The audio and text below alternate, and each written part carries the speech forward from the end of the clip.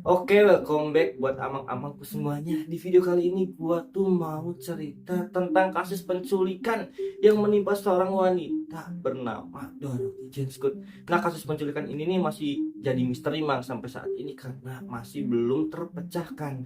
Oke, gimana kisahnya? Gak usah berlama-lama, langsung aja ke ceritanya. Jadi si Dorothy Jane Scott ini seorang wanita berusia 32 tahun. Dia ini tinggal di rumah bibinya di Stanton, California bersama anaknya, ya anak satu-satunya bernama Swan. Dorothy ini bekerja sebagai sekretaris di Swinger Sex Shop. Nah, sebelum berangkat kerja, Dorothy ini selalu nitipin anaknya Swan ke rumah orang tuanya. Kebetulan juga rumah orang tuanya gak jauh dari tempat kerjanya, jadi kayak beda berapa blok itu. Menurut informasi dari keluarga sama temen-temennya, rutinitas sehari-hari Dorothy Jane Scott ini ya dia itu berangkat kerja. Sebelum berangkat kerja paling nitipin anaknya Swan ke rumah orang tuanya. Habis itu malamnya balik gawe, dia jemput anaknya Swan terus pulang ke rumah bibinya. Habis pulang ke rumah bibinya paling dia masakin masakan buat anaknya makan, sama yang ngabisin waktu luangnya sama anaknya nonton kartun gitu.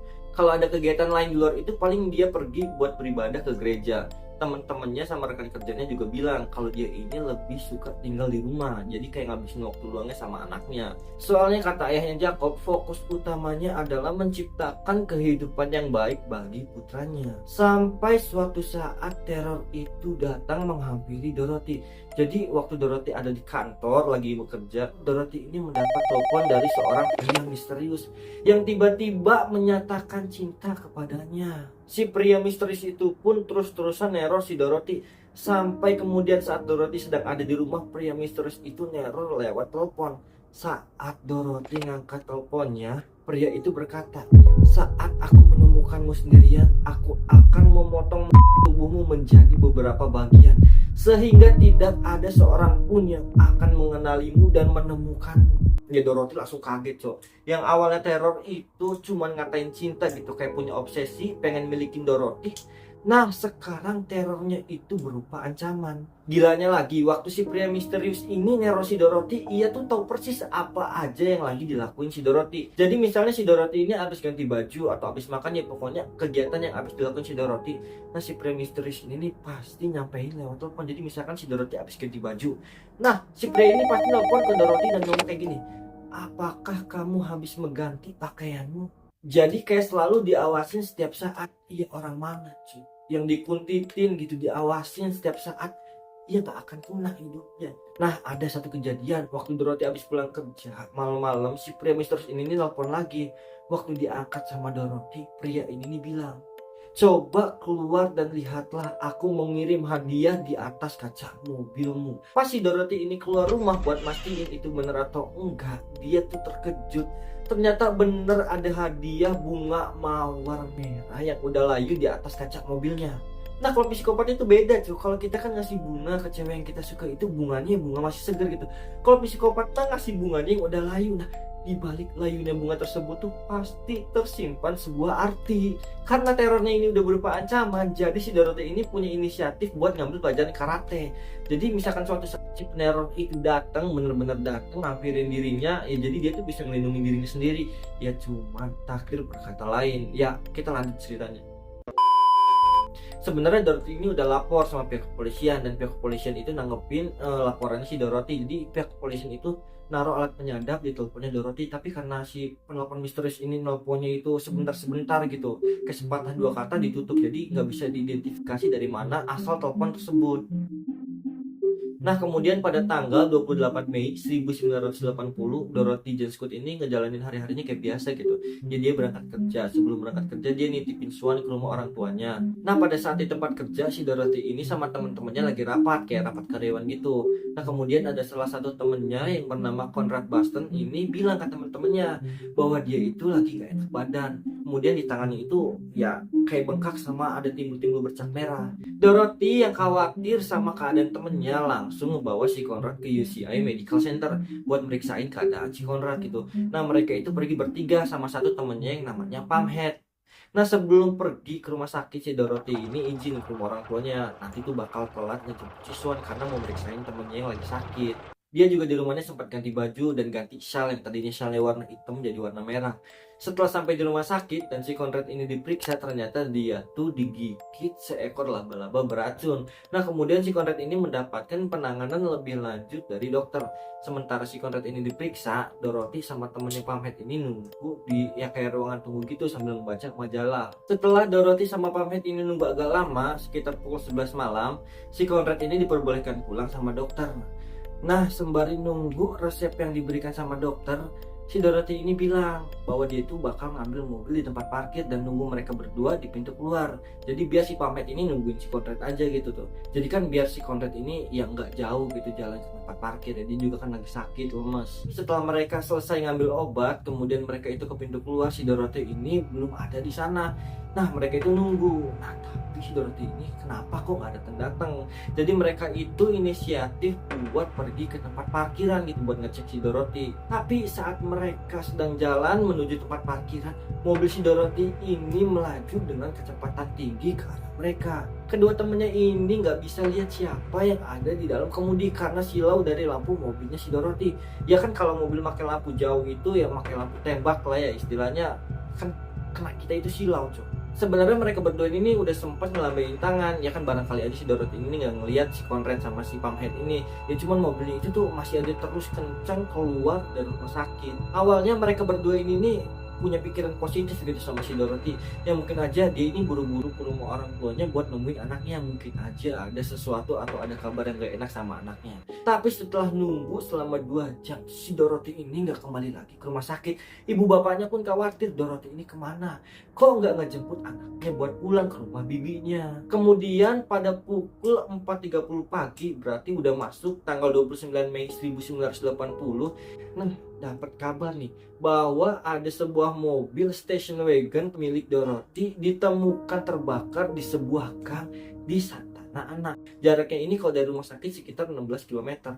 Tapi saat mobil itu ditemuin, si Dorothy itu nggak ada di dalam kemudi.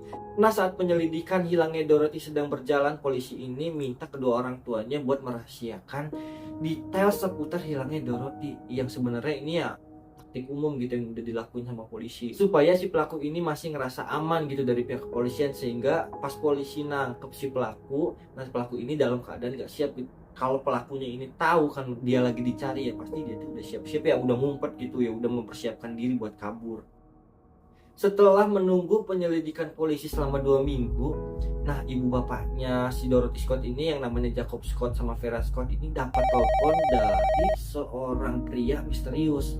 Nah, yang ngangkat itu kebetulan si ibunya Dorothy yang bernama Vera Scott. Nah, pria itu tuh bicara, apakah kamu ada hubungan darah dengan Dorothy Scott? Ibunya ngejawab, iya. Nah, habis itu dijawab lagi, saya sudah menghubunginya. Kemudian telepon itu langsung ditutup. Hampir setiap hari Rabu, orang tuanya Dorothy Jane Scott ini selalu diteror oleh si psikopat ini. Dan biasanya telepon itu berbunyi saat Vera Scott sedang sendirian di rumahnya. Tapi kalau suaminya Jacob Scott yang ngangkat telepon itu tuh langsung ditutup. Kayak udah tahu gitu, wah ini suara suaminya, wah ini suara si Jacob Scott. Apakah kenal si pelaku sama si Jacob Scott? Kadang pria ini bicara bahwa dia itu menculik Dorothy Jane Scott dan si Dorothy ini masih hidup. Tapi kadang juga ia itu ngomong sambil ketawa bahwa si Dorothy ini udah meninggal. Ini si orang gila cok. Udah orang tuanya lagi bersedih gitu kehilangan putrinya ya, terus juga belum tahu kabar gimana masih hidup atau udah meninggal. Ini diteror sama dimainin psikisnya. Ya dibilang Dorothy itu udah mati, Dorothy itu masih hidup, kan meninggalkan pertanyaan gitu tuh. Nah, teror ini berlangsung selama 4 tahun lamanya. Nah, kemudian si Jacob Scott sama Vera Scott ini ngelapor sama pihak kepolisian. Ya lagi-lagi masang alat penyadap gitu di teleponnya. Ya cuman kan teleponnya itu singkat-singkat, ya lagi-lagi telepon tersebut nggak bisa diidentifikasi dari mana asalnya. Karena si Jacob Scott ini udah muak, udah kesel sama teror yang diberikan oleh pria misterius tersebut.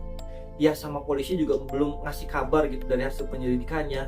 Alhasil si Jacob Scott ini menghubungin surat kabar lokal di Orange County Register untuk memuat berita tentang kasus putrinya. Saat berita tentang kasus hilangnya Dorothy Jane Scott ini diterbitkan pada tanggal 12 Juli 1980, pimpinan redaksi surat kabar lokal tersebut mendapatkan telepon dari seorang pria misterius. Pria itu berkata, "Dia adalah cintaku. Aku memergokinya selingkuh dengan pria lain. Dia menyangkal telah memiliki pria lain. Aku telah membunuhnya. Nah, pria misterius itu juga memberikan detail kronologi hilangnya Dorothy Jane Scott sewaktu lagi ada di rumah sakit. Dia itu pakai baju apa, dia itu pakai shawl warna merah, pokoknya kronologinya diceritain aja. Ya nggak dimuat di surat kabar. Di surat kabar kan paling diceritain tentang namanya, umurnya gitu, warna kulitnya, gak nyeritain tentang detail kronologisnya gitu. Tapi ini nih, si penelpon itu tuh nyeritain tentang detail kronologis hilangnya si Dorothy Jane Scott tersebut.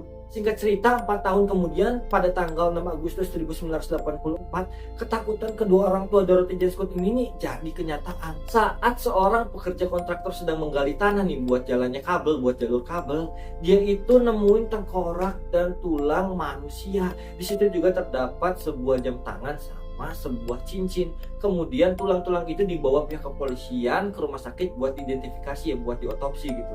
Dari hasil pemeriksaan, 8 gigi geraham yang ada di tengkoraknya, kan kalau gigi itu gak gampang hancur ya cowok. Ya fosil-fosil aja buktinya masih ada giginya gitu tuh. Dapat diidentifikasikan nih bahwa gigi tersebut adalah milik Dorothy Jane Scott. Nah, buat jam tangan sama cincin yang ditemuin di TKP tersebut tuh udah dikonfirmasi sama kedua orang tua Dorothy Jane Scott bahwa jam tangan sama cincin tersebut tuh milik si Dorothy. Nah, pada saat dilihat jam tersebut tuh udah mati. Nah, jam tersebut itu menunjukkan pukul 11:30 malam. Nah, gilanya setelah beberapa hari jasad Dorothy Jane Scott ini ditemuin, ya kan udah disiarin di surat kabar. Nah, penemuan ini kan ngegerin warga-warga setempatnya. Si psikopat itu tuh nelpon kedua orang tua Dorothy Jane Scott. Dia itu ngomong, apakah Dorothy sudah ada di rumah? Gila cok, 4 tahun neror, dan saat ditemuin diteror lagi orang tuanya. Pakai bilang Dorothy udah ada di rumah. Ini orang gila cok. Boro-boro punya rasa empati, malah dia tuh seneng gitu ngeliat orang menderita, yang ngeliat orang kesusahan, orang kesiksa itu seneng cok. Ya walaupun jasad Dorothy ini udah dimakamin gitu tuh, tapi ya sampai sekarang pelakunya itu masih menjadi misteri dan kasusnya itu masih belum terpecahkan. Oke teman-teman, segitu aja dulu video dari gua. Terima kasih yang udah nonton sampai akhir. Gua doain buat kalian sehat-sehat terus. Gua minta bantuan kalian buat like, comment, dan subscribe. Oke, see you next time video.